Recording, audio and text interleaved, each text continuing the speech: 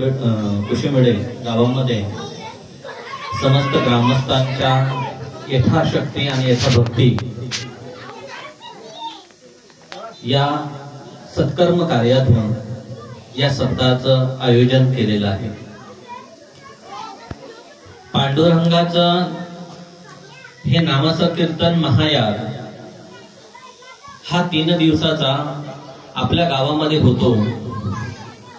यासारखं दिव्य पुण्य काय। परमेश्वर या भूतलावर जेव्हा अवतारित होतो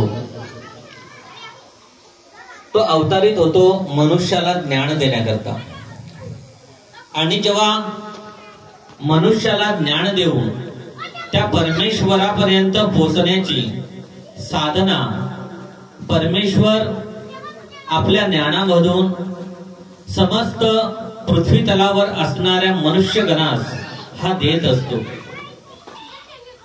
सप्त्याचं आयोजनच मनुष्याच्या जीवनामध्ये ज्ञानाची उत्पत्ती आणि ज्ञानाच्या उत्पत्तीनंतर मनुष्याच्या जीवनाचा उद्धार हा सप्त्याचा एकमेव उद्देश असतो। भगवान परमात्म्याने जेव्हा या भूतलावर अवतार घेतला तेव्हा या भूतलावर अवतार घेतल्याच्या नंतर त्या अवतार कार्याच्या अनुषंगाने भगवंताला जे नाव पडलं ते म्हणजे ज्ञानेश्वर। ज्ञानाचा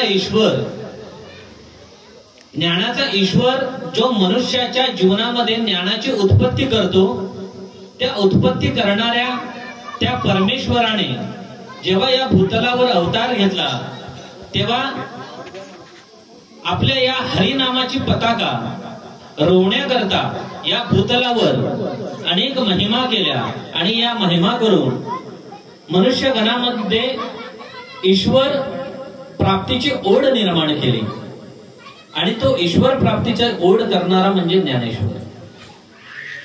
ज्ञानाची जर उत्पत्ती पाहिजे, ज्ञानाची जर आपल्यामध्ये उत्पत्ती पाहिजे तर त्यासाठी निवृत्त व्हायला पाहिजे। जेव्हा आपण साधना करतो, जेव्हा आपण हरिनामाचं संकीर्तन करतो तेव्हा आपण प्रपंचामधून निवृत्त व्हायला पाहिजे।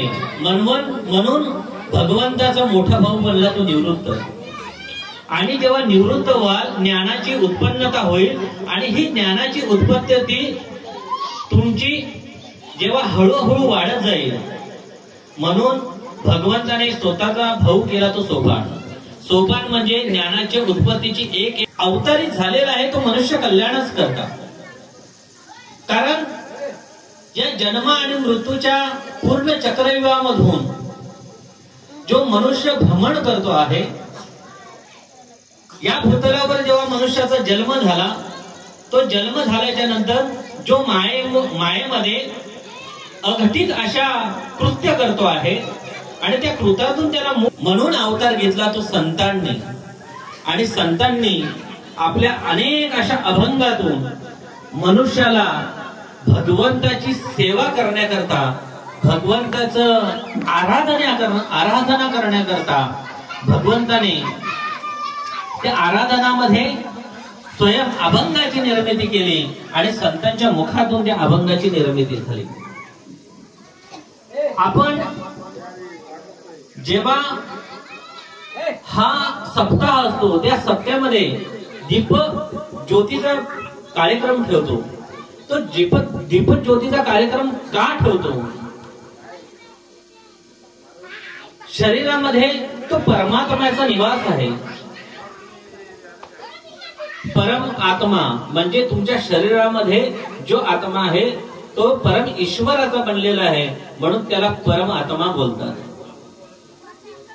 त्या परम आत्म्यामध्ये भगवंताची एक दिव्य ज्योती आहे, त्या भगवंताची दिव्य ज्योती आहे, आणि ती दिव्य ज्योती या सप्ताहाच्या निमित्ताने ज्ञानाच्या दिव्य तेजाने सदैव तेजोमय राहावी, म्हणून सगुण रूपाचा दीप भगवंताच्या चरणी आपण लावत असतो।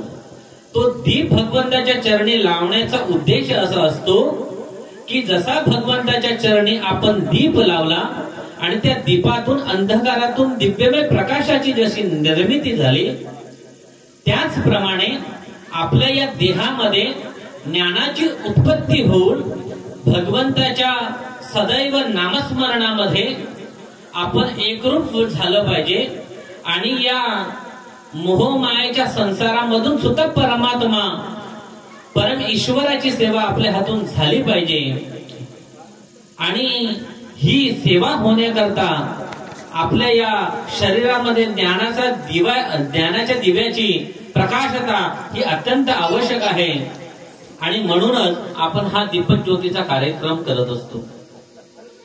या भूतलावर जर सूर्यच उगवला नाही तर या पृथ्वीवर असणारे जीव मात्रा संरक्षण करणारी देवता आहे, पोषण करणारी देवता आहे। तसंच भगवंताची ऊर्जा ही मनुष्याच्या जीवनाला गतिमान करणारी आहे। जर भगवंतच नसला, आज आपण कोरोना काळामध्ये बघितलं करोडपती लोक होते, पण नाम यज्ञामध्ये सातत्याने आपलं आयुष्य समर्पण केलेलं आहे। आशाला कोरोनाची सावली सुद्धा झाली नाही। एवढी भगवंताची कृपा ही आपल्यावर सदैव ही सातत्याने आपला हा देह भगवंताच्या या नामासाठीच झालेला आहे। प्रपंच हा एक आपल्याला निमित्त मात्र आहे, पण त्या प्रपंचामध्ये प्रपंच करता करता त्या परमात्म्याची सुद्धा सांगड झाली पाहिजे। आणि या करता या सप्त्याचं संतांनी आयोजन केलेलं आहे का या सप्त्याच्या निमित्ताने सगळं गाव एकत्र येऊन भगवंताचं नामघोष करेल, भगवंताचं श्रवण कीर्तन नामस्मरण करेल आणि सगळ्यांना त्यांचं पुण्य अर्जित होईल। म्हणून संतांनी या कीर्तनाची योजना केलेली आहे। आणि असंच या कोशिंबीडे गावामध्ये सप्त्याचं अखंड रूपाचा हा ज्ञानयज्ञ चंद्र आणि सूर्य असेपर्यंत अखंड राहावा हे भगवान विठ्ठल रुक्मिणी